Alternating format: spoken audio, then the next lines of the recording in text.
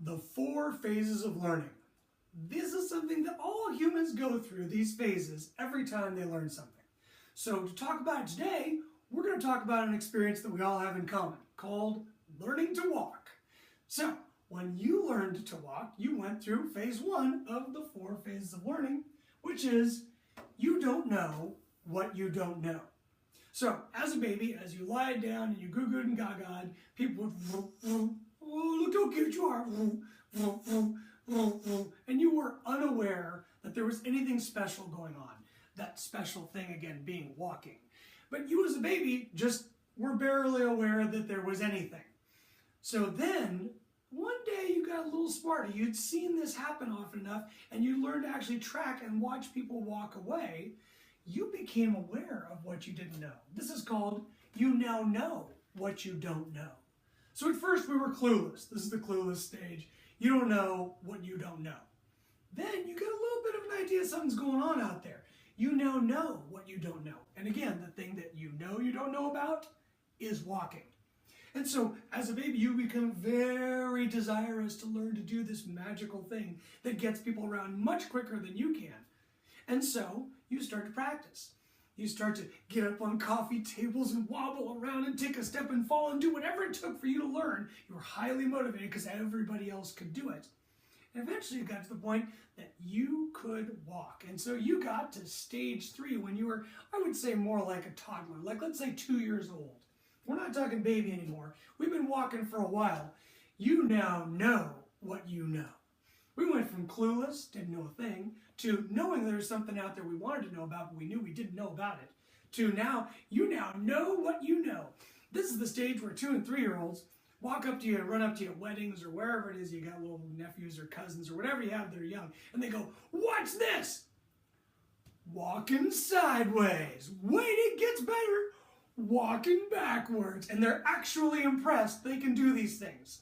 This is that stage. You know you know.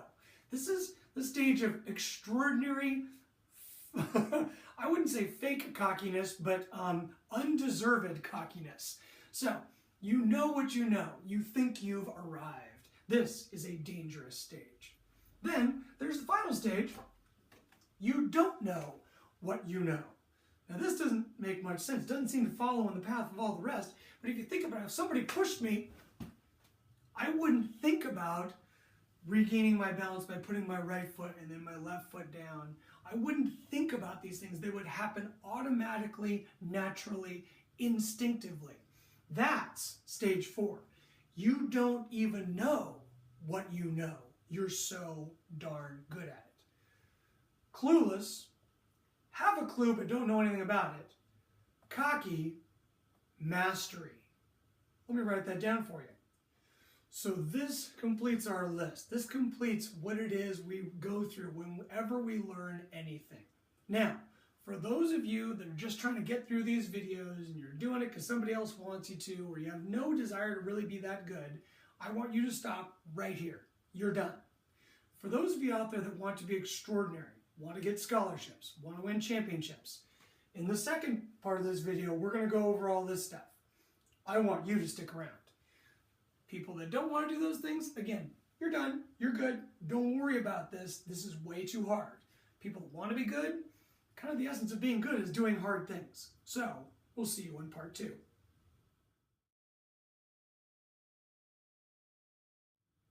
Okay, part 2, here we go. We went over the 4 phases of learning. The clueless phase, you don't know what you don't know. The have a clue but don't know how to do it, know that you don't know things. The cocky, the know you know stage, and the level of mastery stage where you're starting to attain that level, you don't even know what you know. You've become so good at it.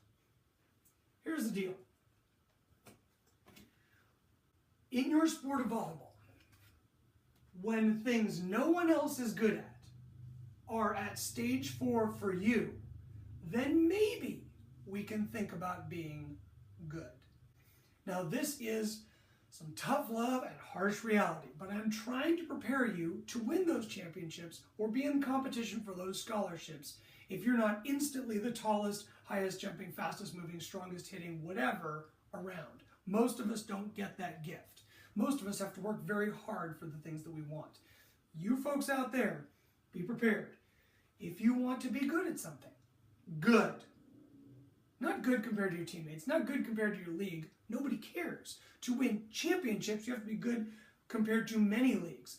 To get a scholarship, you have to be good at many states, not just leagues, states. You have to be stick out because you're good. So if you want to be good, you have to be good at things that nobody else is good at. And you have to be at level 4 minimum.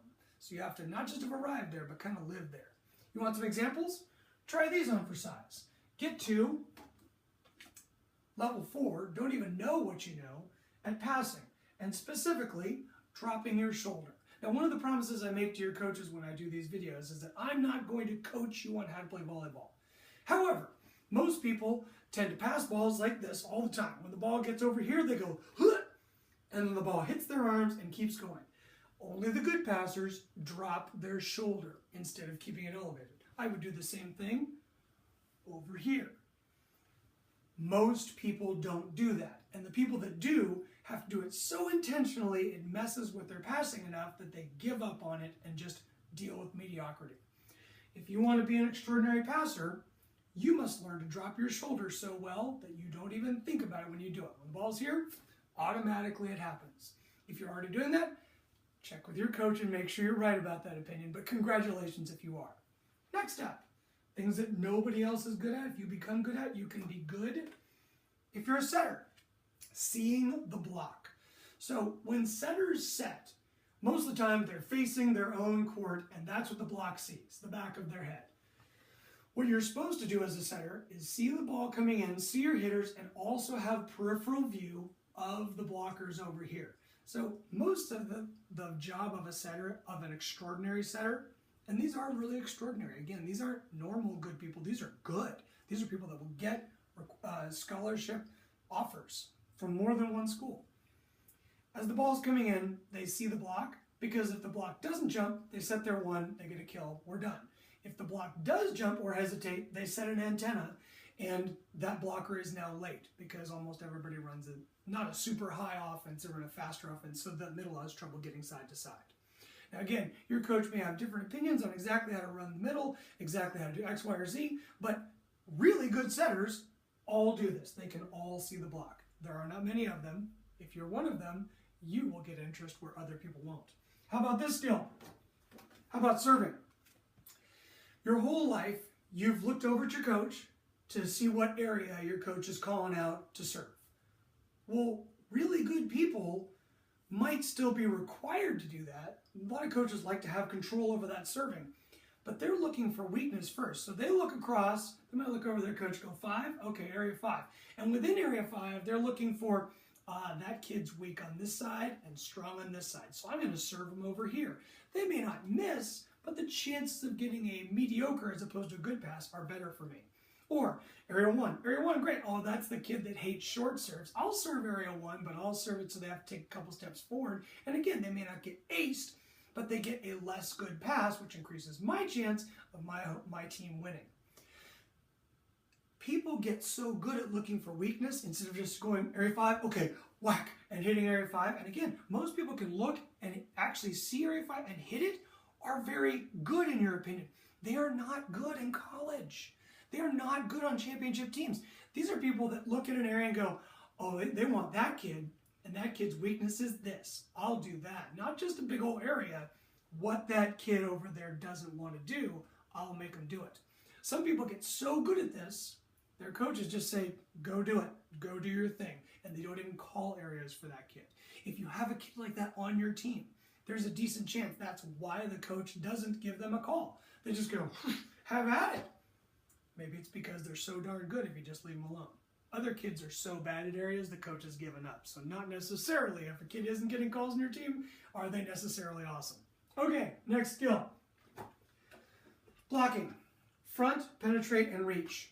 Okay, so again, I don't want to coach volleyball on you, but when you're really good, when you get past the training wheels of going here and blocking here because we want you to block somewhere that's good, what you do is hitters look for where, blockers look for where hitters are going.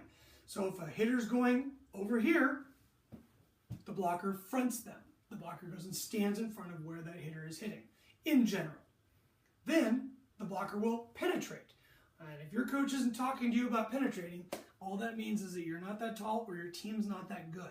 The best blockers always get not just above the net, but they go over to the other team's side. So I'm jumping on my side, getting over the net as far as I can, staying over as long as I can, and not letting any balls get down here between my arm and the net. So they front the hitter, they penetrate the net, and then they reach. So most people just kind of, so here's me blocking. Most people go, huh, huh, and if we're lucky, they go, huh, and they push forward a little bit and they penetrate. However, the really good blockers have their fingers spread wide, and when they see a ball go over here, they reach that way. They don't necessarily change the whole world and do stupid things, but they go from here to, oh, you want to go there? And then they didn't just move, they got their hands in the way. Oh, you want to go over here? Oh, they didn't just move, they got their hands in the way. These are very difficult things to do. That's why most people don't do them. That's why if you do them, you'll stick out as doing something really well. Go ahead and try all those things. Make sure you get to, again, number 4 in the phases of learning. I don't care if you can do it. Can I tell you how many kids go, oh, I totally penetrate all the time. I'm amazing at penetrating. Want to see me penetrate? Oh, that's good. Dude, you're just like that little 3-year-old that's impressed they can walk forward and backwards.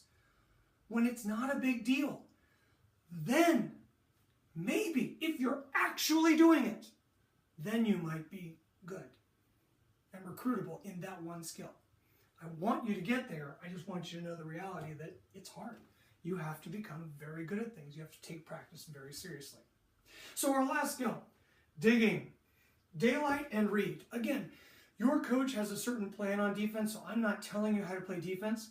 I am saying that when blockers go up and there's a great big hole somewhere and the hitter's going that way and you know you like to hit it, they like to hit it there, you might want to consider moving into an area that there's what I call daylight. So in other words, the ball could be hit there. There's not a blocker in the way. A lot of coaches like their diggers to be in daylight, even if they don't say it that way. And most of you guys aren't. Most of you guys kind of go to an area that you're told to go to, and you react when the ball goes places. The best diggers are doing what their coach said, and if their coach is a daylight coach, they are taking into account the moving block, perhaps, where that ball's being hit, and they're making sure that they're in an area that can be crushed at in daylight, not shot over or hit off of a block. And then they read. They get to these daylight areas, they get to these areas that are on this particular play hittable, and they read. They don't just go and hope to dig. They calmly wait and watch, and they go, oh shoot, it's going somewhere over here. And before the ball's even contacted, they've started to make a move here. Oh shoot, he's hitting that one deep. Before the ball's even been contacted, they've gone from ready position to here, and so as the ball's being hit, they're already on their way to making the ball go up or pushing it towards the center or whatever it is. Oh shoot, that's a tip, and the ball hasn't even been touched yet. They're already have taken a step or two running, and they are gone because that's how much they have to move in order to make the play. If you can get to level 4 and live there and constantly be doing all these things to the point that your coach says you're doing them and you're good at it and you're just going to continue to get better, you will be extraordinary in those skills. There are a million other things we could talk about. These are the safe things that most coaches will be like, yeah, I want all those things. Because again, I'm never going to get in your coach's way. I'm here to help you outside of the reps of practice to get better, and that's it. Now, take this information. Take this predictable list of stages you go through. Don't get caught thinking you're good here because you've only just arrived at learning how to do this skill and not being awful. There's a difference between not being awful and actually being good. Get down here to the level of mastery where you're not even thinking about doing those things. You've done them so often and so well, and start to stick out so that you can be good and get that scholarship, that championship, that starting spot, whatever it is for you. Good luck.